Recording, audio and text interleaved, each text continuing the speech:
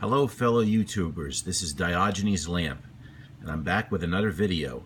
This one about the trc-200 realistic Radio Shack walkie-talkie. And basically the story with this walkie-talkie is I picked it up off of eBay with a typical problem for this model.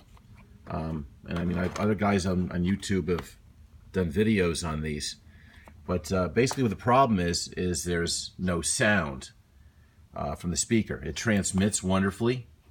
If you plug into the earphone jack up there, you will hear sound, so I know it's receiving. But the problem is, well, I mean, this is what I was told the problem is from another YouTuber, is that this chip, which is a sound amplifying chip, it's called a, well, here it's just a little easier for you to read. It's a HA1339A. And I got two of them because obviously I have two of these radios. So I'm going to attempt to change out that chip. When you change a chip out, you have connections that are close together. So I picked one on eBay as well, and I got some Gootwick, made in Japan. So it has to be good. Basically, what this does is it's like a little mesh wire mesh. You put it over the top of the solder. And you heat it, and it lifts the solder. You really have to do that when you have contacts that are so close together that these ICs have. I don't know if it's going to work. Hopefully it does. I do have also some, for the back of it, some dielectric grease, or not dielectric, that white compound that they use for heat transfer. So I'm going to put that on too. Other things, just to show you a little bit more about this, and this may be the way that this chip blew out, because I'm still trying to figure out why it would blow out. Maybe it's just a defective chip, but also these two going most of the Radio Shack radios. And what the purpose is, if you use rechargeable batteries, they use 1.2 volt batteries, but if you use regular flat, penlight batteries, they're 1.5. So there'll be too much voltage. So you put these two dummies in order to limit the power. Maybe somebody put the batteries in and didn't put these in, and they didn't know what they were, and that might have fried the situation.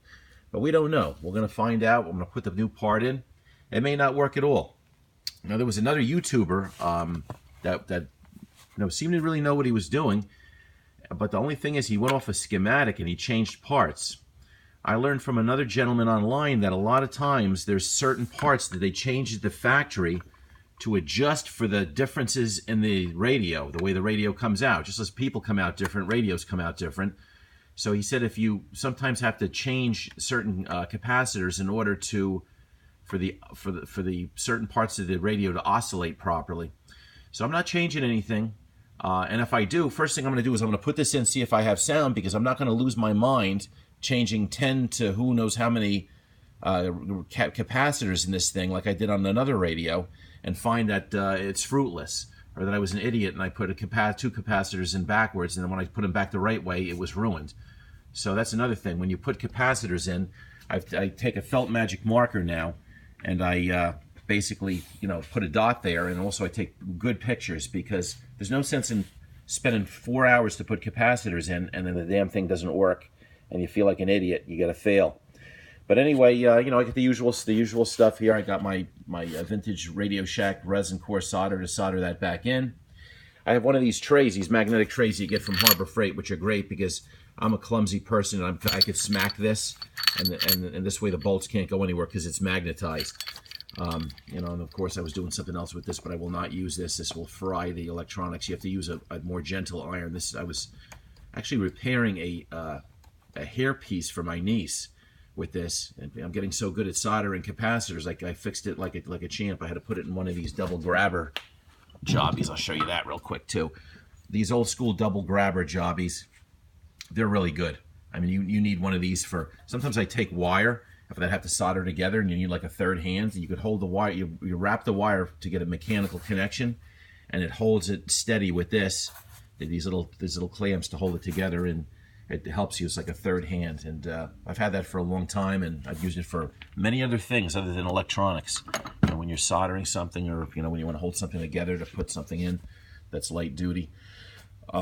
So basically that's it. I use my cell phone to do these videos, so what I'll do is, if it's a success, I'll put a second video in under this one. I'll make this one, and then I'll make a other part two, because you know, I'm not like I haven't decided to get my camera going. You know, which I have like a regular digital camera that does videos. I have to see if it even does it. It's one of those cool Pix jobs. But anyway, I'm going to work on this, and then basically, if it works, then I'll have a nice little radio to fiddle around with. I have some friends that I could talk to with this thing. You know, and it's not like people really deal with walkie-talkies anymore, but it's just a hobby for me, and it's like a board game for some people. I don't find any you know, fascination with games, but this is like something that, you know, turns out to be a success afterwards.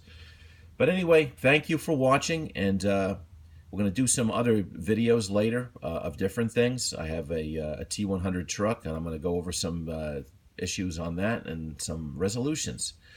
So look out for that, and thanks for watching, and looking forward to seeing everybody on the channel. Subscribe, and talk to you soon.